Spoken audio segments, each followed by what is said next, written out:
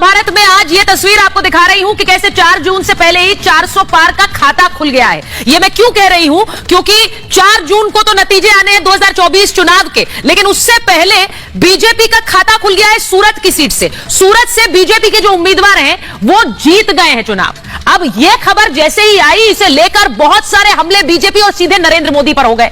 सवाल सबसे बड़ा यह है कि प्रधानमंत्री नरेंद्र मोदी पर तानाशाही वाला वार एक बार फिर आ गया। राहुल गांधी ने कहा है सूरत की सीट की हार से राहुल गांधी का गुस्सा फूट पड़ा और उन्होंने नरेंद्र मोदी को तानाशाह कह दिया। उन्होंने कहा कि यह तानाशाही ही होती है जो कि सूरत में हुई है। पहली सीट जो कि चुनाव नतीजों से पहले ही बीजेपी के खाते में चली गई है। वो कैसे हुआ आपको आगे बताऊंगी, लेकिन सिर्फ राहुल गांधी नहीं है। 2024 के चुनाव से पहले एक बार फिर तानाशाह डिक्टेटर रिटर्न्स वाली पॉलिटिक्स आ गई है, क्योंकि वहां असदुद्दीन ओवैसी भी हिटलर कह रहे हैं प्रधानमंत्री नरेंद्र मोदी को, तो वहीं आम आदमी पार्टी भी तानाशाही वाला वार प्रधानमंत्री पर कर रही है। लेकिन बड़ा सवाल यह है कि अगर मोदी तानाशाह होते तो क्या विपक्षी गाली दे पाते, क्या विपक्षी ये सारे बयान लगा पाते जो प्रधानमंत्री नरेंद्र मोदी पर लगातार लगाए जा रहे हैं। आपको सबसे पहले बताती हूं सूरत में क्या हुआ, जिसके बाद ये तानाशाही वाला हमला और 24 के चुनाव में दूसरा वाला चलाइए। 24 के चुनाव में कैसे वही वाला वार आ गया है जो प्रधानमंत्री ने पहले भी झेला है। कांग्रेस सूरत में चुनाव से पहले बीजेपी की जीत हो गई। ये जो तस्वीर आप देख रहे हैं ये बीजेपी के प्रत्याशी है जिन्हें जीत का पर्चा थमा दिया गया है। बीजेपी के मुकेश दलाल निर्विरोध जीत गए। और निर्विरोध जीत कैसे हुई, क्योंकि कांग्रेस जो प्रत्याशी था उसका पर्चा खारिज हो गया। उस पर्चे के अंदर जो प्रस्तावक के नाम होते हैं वो आपके परिवार के सदस्य नहीं हो सकते। कांग्रेस के प्रत्याशी ने वही किया और इसीलिए वो खारिज हो गया। और उसके बाद जो बाकी निर्दलीय थे वो खुद चुनाव मैदान से हट गए, उन्होंने अपना नामांकन वापस ले लिया। तो बचा कौन, सिर्फ बीजेपी का प्रत्याशी, और वो विजयी घोषित हो गया। अब कांग्रेस राहुल इसे तानाशाही बता रहे हैं। वहां अगर बीजेपी की जीत हुई तो तानाशाह मोदी है, तानाशाही मोदी कर रहे हैं। और यही वाला दाव आम आदमी पार्टी भी अपना रही है। आम आदमी पार्टी अगर जेल में केजरीवाल को इंसुलिन नहीं मिल रही है तो तानाशाह मोदी है। केजरीवाल को लेकर ये तानाशाह वाला आरोप मढ़ रहे हैं। आप सांसद ने बीजेपी पर आरोप लगा रहे हैं, वो कह रहे हैं कि जेल में इंसुलिन नहीं दी, यातनाएं दी जा रही है, ये आरोप। और यह भी कि पर्सनल डॉक्टर से इलाज का, हालांकि जो बात वो कह रहे थे वो कोर्ट ने इनकार किया है। कोर्ट ने सीधे सीधे किया कि पर्सनल डॉक्टर और रोज आपकी कंसल्टेशन की इजाजत हम नहीं दे सकते हैं। लेकिन इस पर भी तानाशाह मोदी है, यानी इंसुलिन ना मिले तो तानाशाह मोदी है, और अगर वहां पर सूरत में बीजेपी जीत जाए तो तानाशाह मोदी है। इस तानाशाही वाले आरोप पर बार बार यह आरोप मढ़ा जाता है और कहा जाता है कि मोदी आए तो चुनाव नहीं होंगे, मोदी आए तो संविधान खत्म कर देंगे, मोदी आए तो आरक्षण खत्म कर देंगे। उस पर नरेंद्र मोदी ने आज सभा से जवाब दिया, वो आपको आगे सुनाऊंगी, लेकिन पहले सुनिए कि जनता क्या कह रही है इस तानाशाही वाले आरोप पर। जो आदमी सत्ता में होता है, सही काम करता है, तो उसको हिटलर कह दो, कुछ कह दो। अपोजिशन वालों को यही काम है और तो कोई काम है नहीं। देश के 2 टुकड़े कर दिए गए, उस समय हिटलर साइकिल चल रही थी, अब तो लोकतंत्र चल रहा है। दुनिया का सबसे बड़ा लोकतंत्र हिंदुस्तान है और हिंदुस्तान में लोकतंत्र की कमी नहीं है। और आज मोदी जी को जनता, इस देश की जनता ने 2 बार प्रधानमंत्री बनाया और तीसरी बार बनाने जा रही है। हिटलर पहले थी, तानाशाही पहले थी कांग्रेस की, अब बीजेपी आ रही है। इंदिरा गांधी ने हिटलरशिप करी, इमरजेंसी लाई, वो हिटलरशिप नहीं थी क्या? वो हिटलर राज सबने देखा है। हिटलर राज में राष्ट्र हित नहीं था, वो स्वयं हित सोचता था। और मोदी जी का सीधा सीधा नारा है सबका साथ, सबका विकास, सबका विश्वास।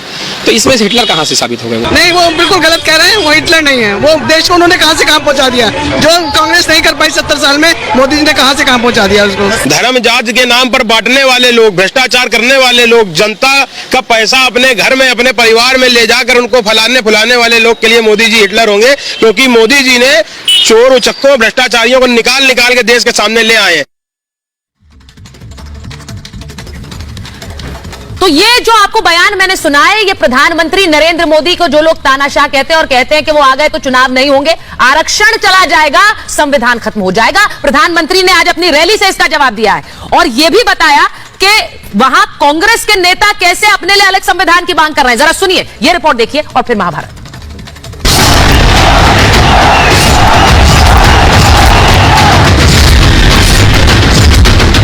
ये हिटलरशाही, ये तानाशाही का आचरण, बड़े बड़े तानाशाह दुनिया से चले गए। कल का भाषण नरेंद्र मोदी का ऐसा नजर आ रहा था कि हिटलर बोल रहा है। अरे हारने वाला पहलवान क्या नहीं करता, कभी कान काट लेता है, कभी नोचता है, कभी कपड़े फाड़ देता है। चुनाव के दूसरे चरण से ठीक पहले मोदी विरोधियों ने फिर वही राग अलापना शुरू कर दिया है। विपक्ष के नेता मोदी को तानाशाह, हिटलर, लादेन, अत्याचारी और न जाने क्या क्या बता रहे हैं। अपने ही गढ़ में खतरा भागते हुए वैसे तो आग बबूला हो गए और मुसलमानों के नाम पर मोदी के खिलाफ हिटलर कार्ड भी खेल दिया। तो केजरीवाल को बचाने के लिए आम आदमी पार्टी भी वही राग अलाप रही है। गुजरात के सूरत में बीजेपी के निर्विरोध जीतने पर भी इंडी गठबंधन सवाल उठा रहा है। भारत के वजीर आजम 133 करोड़ जनता के वजीर आजम जो कहते हैं, झूठ कहते हैं सबका साथ सबका विकास, मगर कल का भाषण नरेंद्र मोदी का ऐसा नजर आ रहा था कि हिटलर बोल रहा है, भारत का वजीर आजम नहीं बोल रहा है। सूरत एक झांकी है, पूरा देश बाकी है। सूरत में चुनाव खत्म हुआ है, पूरे देश में चुनाव खत्म होगा। ये प्रधानमंत्री नरेंद्र मोदी की सोच है। तानाशाही लाना चाहते हैं। 24 का चुनाव अंतिम चुनाव है। आपकी भी हुकूमत थी, कई बार सांसद निर्विरोध चुने गए। आपके सांसद यदि निर्विरोध जीत जाए तो लोकतंत्र मजबूत हो गया, और हमारा एक सांसद निर्विरोध जीत गया तो लोकतंत्र कमजोर हो गया। राजनीति करनी है तो जनता की आंख में धूल झोंक के राजनीति मत करो। सूरत में अगर बीजेपी निर्विरोध जीते तो मोदी तानाशाह, केजरीवाल को इंसुलिन न मिले तो मोदी तानाशाह। दरअसल मोदी विपक्ष की अफवाह ब्रिगेड को खुलकर अपनी रैलियों में बेनकाब कर रहे हैं। शायद यही वजह है कि मोदी पर अब हिटलर वाला वार किया जा रहा है। ये वही लोग हैं जो बोलते हैं मोदी संविधान, चुनाव, लोकतंत्र सब खत्म कर देंगे, आरक्षण हटा देंगे, जबकि गोवा में कांग्रेस प्रत्याशी ही अलग संविधान की मांग कर रहे हैं। कह रहे हैं कि गोवा पर संविधान थोपा गया है। My grandfather, who the first prime minister, Azad Maidanan speech Delhi that the people of Goa will decide their destiny, and to whom destiny आणि कोणी decide केली कोणी. तर त्याने आताचा वेस की हवा त्याला विचारले. He is not a point you power. When the constitution was made and implemented, Goa was not part of India. आणि 12 प्रश्न मानले. आणि त्या 12 इश्यूज एक इश्यू म्हणलो, we demanded dual citizenship for the citizens of Goa. संविधान पर सवाल ये उठाएंगे, देश तोड़ने की बात ये करेंगे, धर्म के आधार पर आरक्षण का कार्ड भी खेलेंगे और हिटलर मोदी को बताएंगे। इसीलिए आज मोदी ने विपक्ष को फिर करारा जवाब दिया। जब भी चुनाव आता है तो एक ही घिसी पीटी टेप रिकॉर्ड बजाते रहते, कानों कानों में कहते रहते, देखो तब भाजपा वाले आएंगे आरक्षण खत्म कर देंगे। भाजपा तो छोड़िए, अरे खुद डॉक्टर बाबा साहब आंबेडकर आकर के कहे ना तो भी होने वाला नहीं है। कांग्रेस का उम्मीदवार कह रहा है कि गोवा में संविधान नहीं चलेगा। ये जम्मू कश्मीर के लोग भी कहा करते थे, आपने मोदी को आशीर्वाद दिया, आज उनकी बोलती बंद हो गई। आज गोवा में संविधान को नकार रहे हैं, कल पूरे देश में बाबा साहब आंबेडकर के संविधान को नकारने का पाप करेंगे ये लोग। विपक्ष जिस मोदी को तानाशाह और हिटलर बताता है, व्यक्तिगत अदावत के लिए उन्हीं को जिताने की अपील भी करता है ताकि पूर्णिया में पप्पू यादव न जीत जाए, क्योंकि तेजस्वी यादव अब मोदी के लिए वोट मांग रहे हैं। विपक्ष के अपने ही नेता उन्हें धोखा दे रहे हैं। कांग्रेस ने पप्पू यादव को टिकट नहीं दिया तो वो निर्दलीय खड़े हो गए। सूरत में कांग्रेस के प्रत्याशी ने पर्चा खारिज करवा लिया। खजुराहो में सपा उम्मीदवार ने बिना सिग्नेचर के नामांकन दाखिल कर दिया।